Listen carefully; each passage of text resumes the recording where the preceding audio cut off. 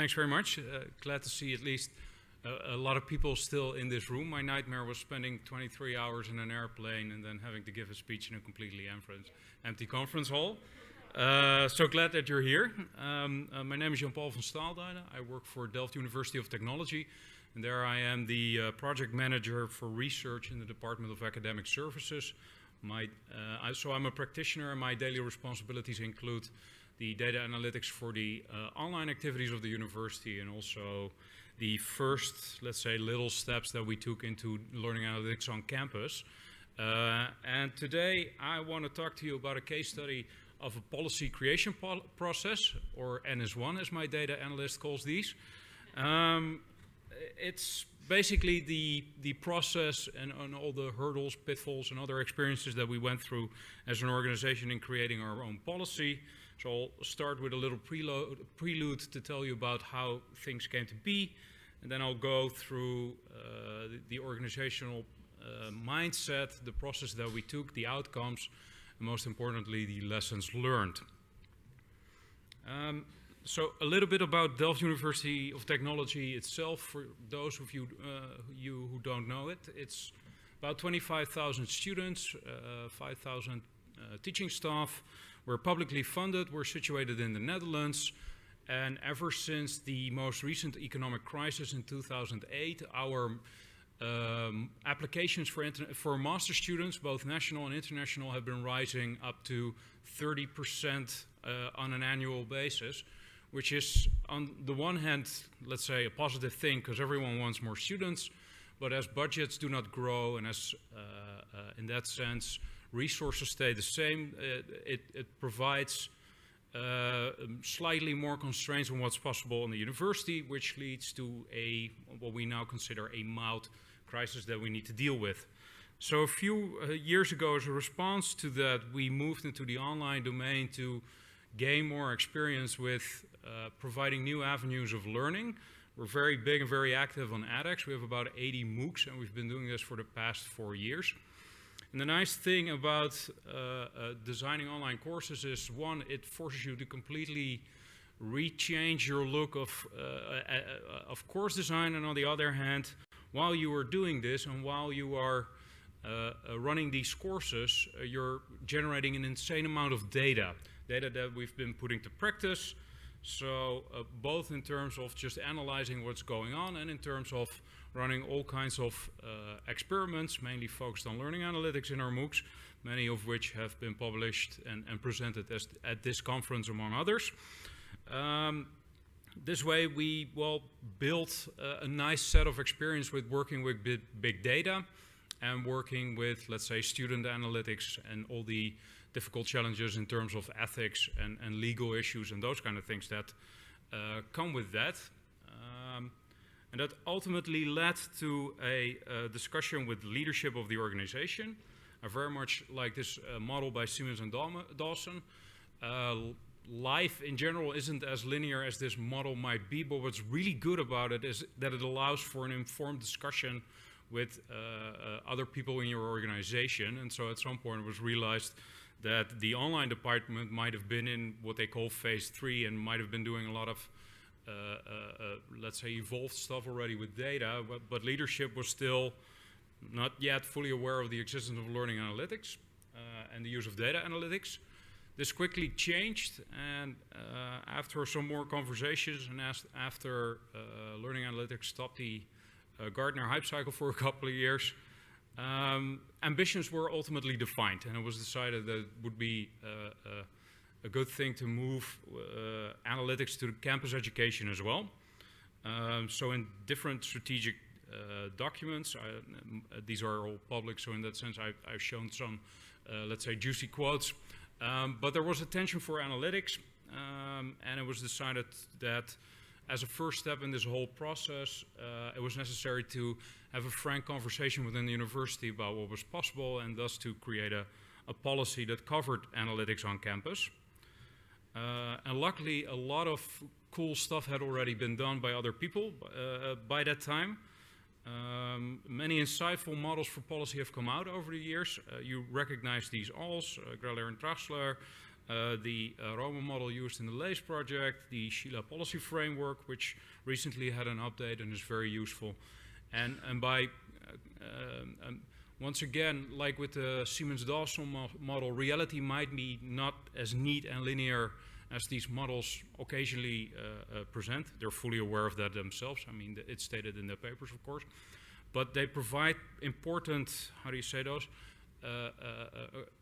Ideas and frameworks and ultimately scaffolding for building your own process and moving forwards in an informed way, in such a way that no important topics are left out.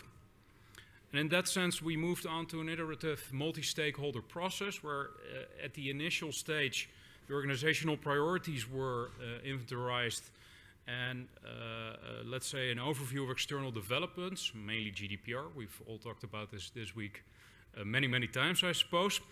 But more importantly, external experiences and knowledge were gathered.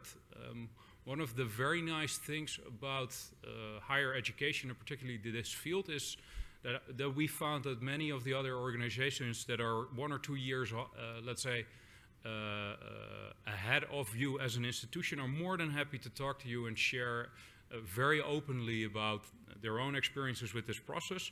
So we happily used literature, but also many people that were willing to have Skype consultations or participate in workshops in that sense.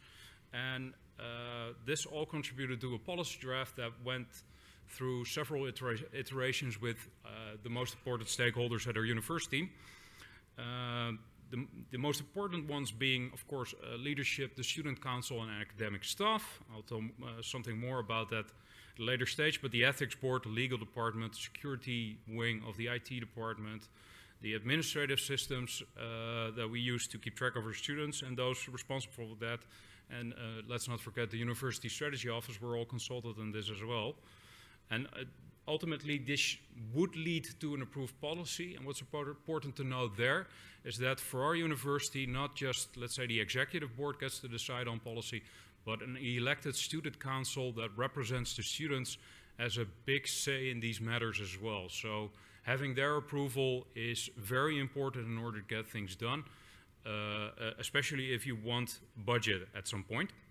And those iterations were done through interviews, through emails, not at a large scale yet. That is something that we hope to do in the future, via surveys, via workshops, via events.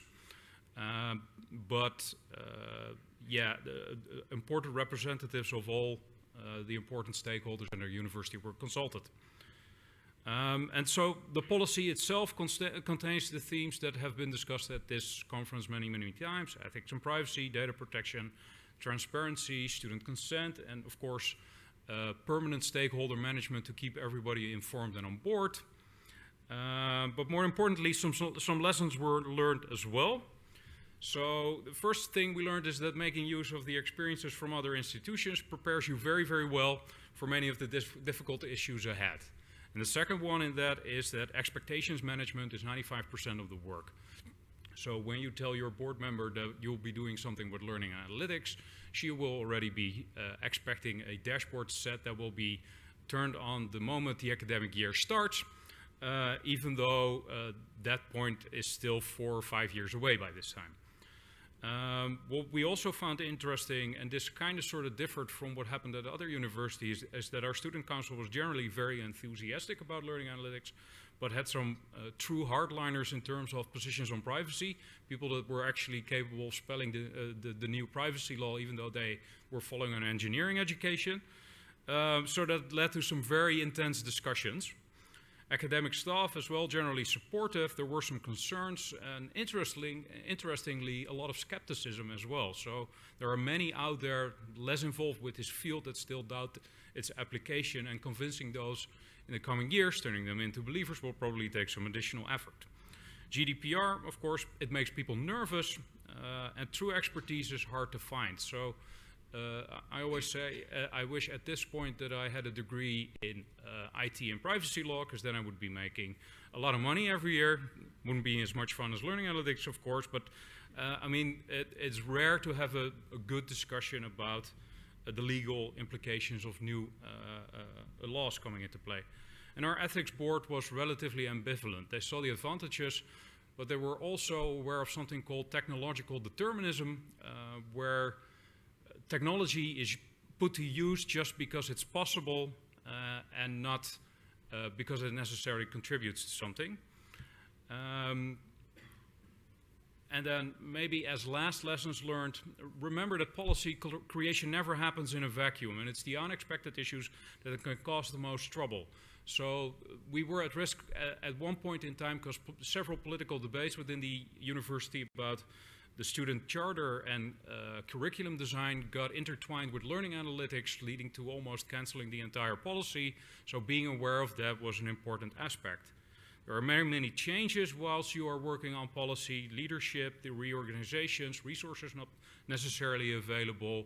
And whenever a process takes about a year time, you end in a situation that you didn't recognize compared to where you started off a year ago. Where are we at now? And then I'll close off with this slide. We'll be starting with some small projects to gain more experience and to create also more awareness and more comfort within the organization. This will lead to a strategic project plan and an advisory board for learning analytics. And then for the coming years, we will be continually working on transparency and consent in order to increase knowledge and awareness. This was my case study. If there are any questions, more than happy to field them. Thank you. Thank you.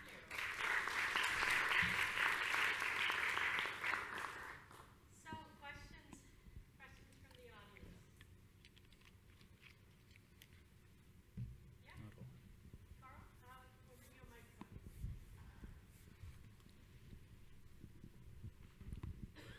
So you said one of the lessons that you learned and was about student council, and they had hardline positions on privacy, and I was wondering how you dealt with that.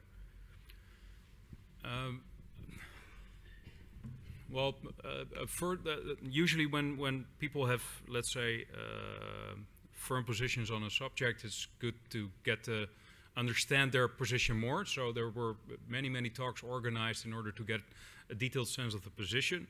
Ultimately, funnily, everything resolved itself because the student council was adamant in putting some, let's say, guidelines and principles to the learning analytics policy based on GDPR, which made us realize that once May 25th kicked in and the law actually came into play, those guarantees would already be given no matter whether they were in a policy or not. And once that realization dawned, life became a lot easier. So just by engaging and trying to understand and then looking for a resolution, suddenly a new avenue was discovered. So it's timing. In a way, yes. Patience helps in these kind of situations.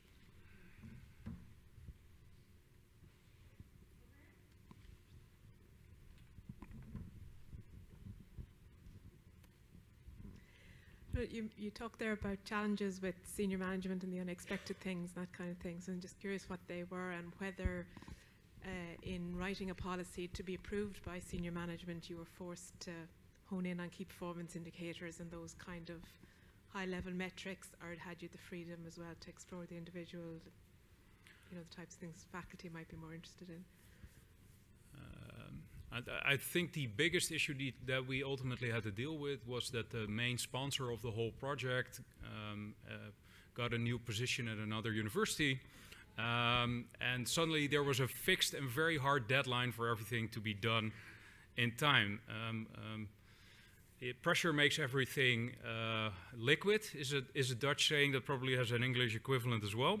So suddenly, decisions were made more easily, but there was quite a scare that there would be a large period without, let's say, leadership guidance in order to, and that would make bringing this policy to a successful end very, very difficult at that point in time.